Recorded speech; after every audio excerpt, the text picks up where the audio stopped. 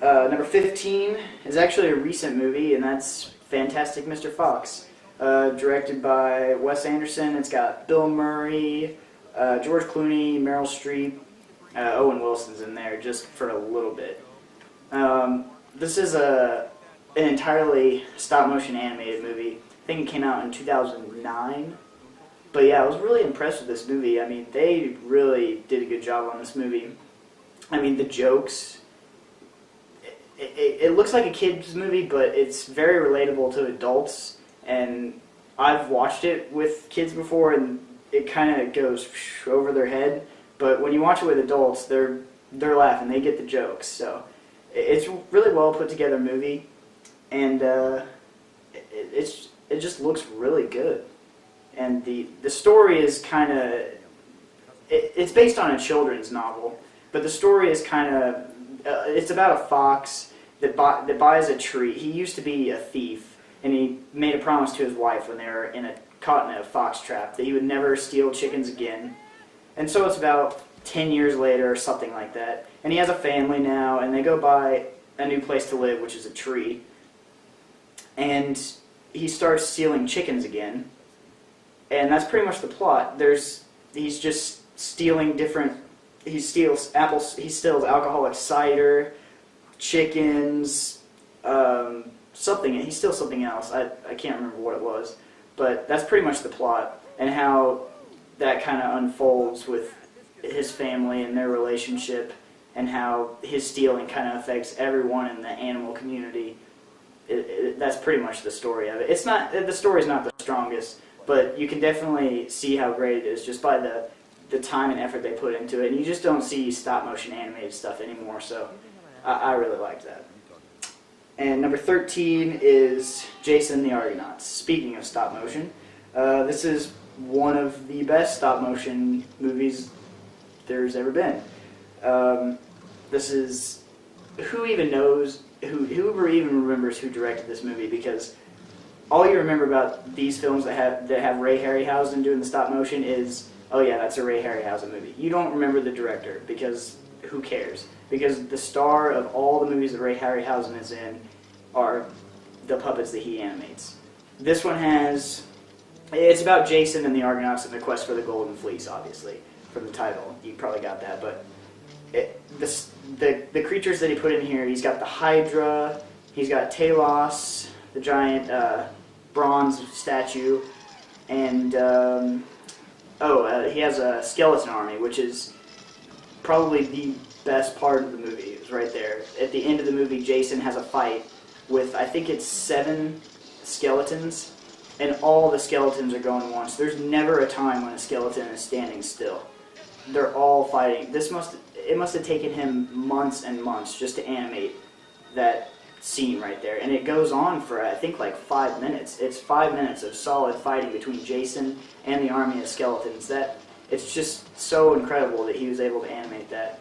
And the Hydra as well, that was really impressive, because it has 7 heads and they're all moving at the same time. Even if the Hydra is standing still, its heads are going, its tail's moving, it's biting and hissing and everything. I mean, he had to really be precise when he was animating this movie, and it all came together really well. The story's weak and the characters are weak, but the animation is so good that it just elevates the movie. It just elevates the movie over all the... There's some bad acting, so it just elevates the movie over the bad acting and the weak story. Number 12 here, we got Lord of the Rings, the animated one. Now, this is another movie that's broke some ground as far as animation. It pretty much pioneered rotoscoping, and I saw this when I was a kid, way before I saw the Peter Jackson Lord of the Rings, and I really liked the style of animation in this. It was really real. Like, it was fantasy. Like, Lord of the Rings is meant to be fantasy for adults, and the cartoon reflected that. It was a fantasy cartoon for adults. Unlike Looney Tunes and stuff like that, yeah, it was made for adults way back in the day, but now it's mainly children who watch this. Children didn't really watch this movie. This was a cartoon made for adults, which was kind of rare at the time when it was made. I think it was I'm not sure exactly when it was made. But yeah, the technique involved in making that movie is, they filmed actual live action things and then would take the footage and trace over it, and then that would be their animation. I guess it's kind of a dumbed down version of explaining it, but I think that's pretty much the concept of rotoscoping.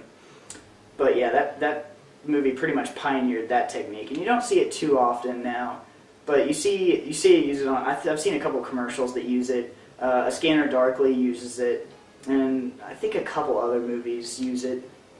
But yeah, it stuck to the books pretty well, actually. Number 11 is Ghostbusters. This one's classic 80s movie. It's got Bill Murray, Dan Aykroyd, who also wrote the script for the movie, and Rick Moranis, the guy from all the Honey, I Shrunk the Kids and all that stuff. I think he did this before that, but a lot of people know him from Honey, I Shrunk the Kids. It's basically about three guys that do paranormal research at a college, and they get kicked out, so they got to find a way to take their knowledge and apply it in a business world.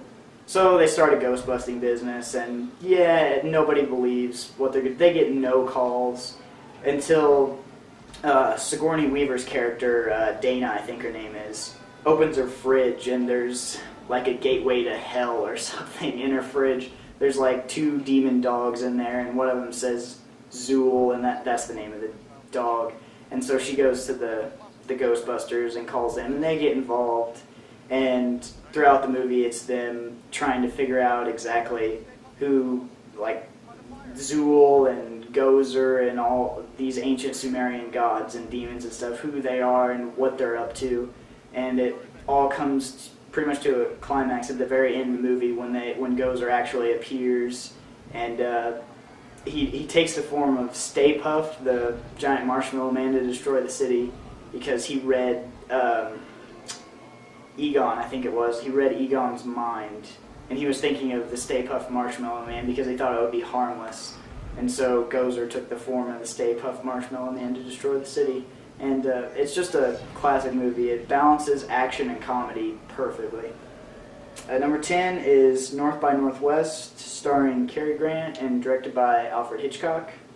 This is one of Hitchcock's best movies. I would say this is his best movie, in my opinion. Vertigo's a close second for me, but I like North by Northwest a little bit more. This is the classic, like, mistaken identity film.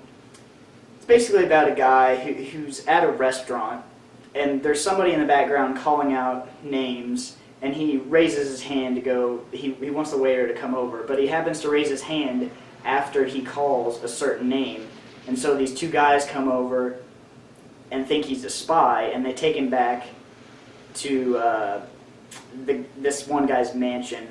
And so pretty much the whole thing unravels from there to where he's trying to prove that he's not a spy. But eventually, towards the end of the movie, the FBI tells him, yeah, we know you're not a spy, and we've had the police out for you for weeks now, but we know you're not a spy, but we're going to go ahead and need you to become that spy that doesn't even exist.